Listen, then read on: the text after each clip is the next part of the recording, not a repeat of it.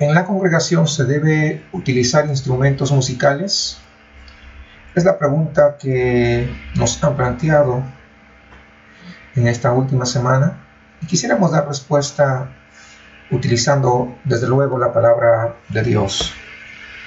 Cuando vamos a la Biblia, desde el Antiguo Testamento podemos ver que ya se menciona el uso de instrumentos. Primera de Crónicas 15:16 nos dice: Asimismo dijo David a los principales de los levitas que designasen de sus hermanos a cantores con instrumentos de música, con salterios y arpas y címbalos que resonasen y alzasen la voz con alegría.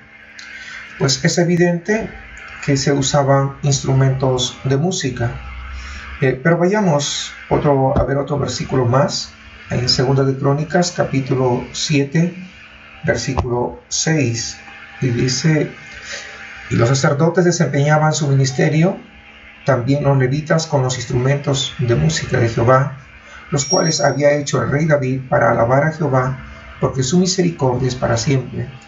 Cuando David alababa por medio de ellos, asimismo los sacerdotes tocaban trompetas delante de ellos, y todo Israel estaba de pie.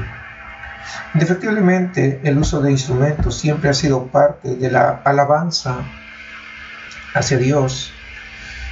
Acabamos de ver dos versículos que nos están mostrando que hay una evidencia bastante clara del uso de instrumentos. Vamos a Nehemías 12:36. Y sus hermanos Semaías, Azarael, Milalai, Gilalai, Maai, Natanael, Judá y Ananí, con los instrumentos musicales de David, varón de Dios, y el escriba Esdras delante de ellos. Nuevamente podemos ver que hace mención a los instrumentos musicales. Por lo tanto, la evidencia es bastante clara.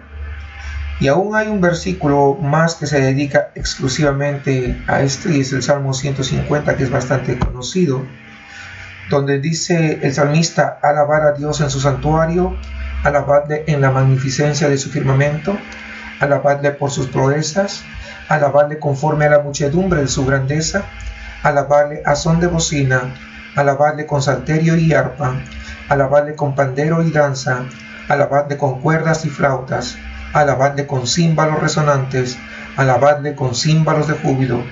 Todo lo que respira, alabe a Jehová. Aleluya. Bueno, la evidencia es bastante clara. Sin embargo, aquí también surge una pregunta adicional.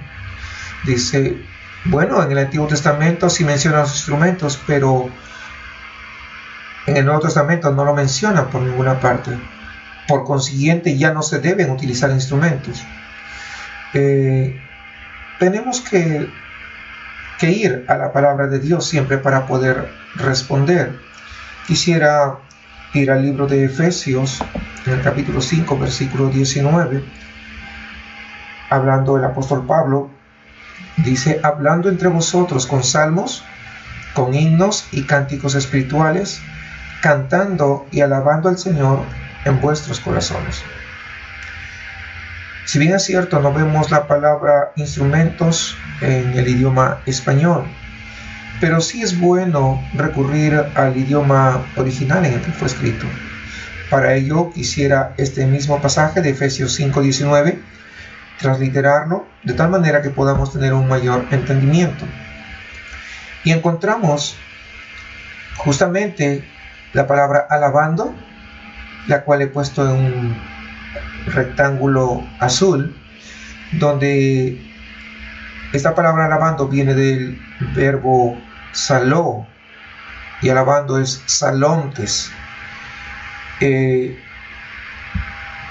Si vamos a ver la definición de lo que significa saló, dice: parece significar primeramente tocar, palpar, y luego asume el sentido de tañer, es decir, tocar una cuerda. Finalmente significa tocar un instrumento.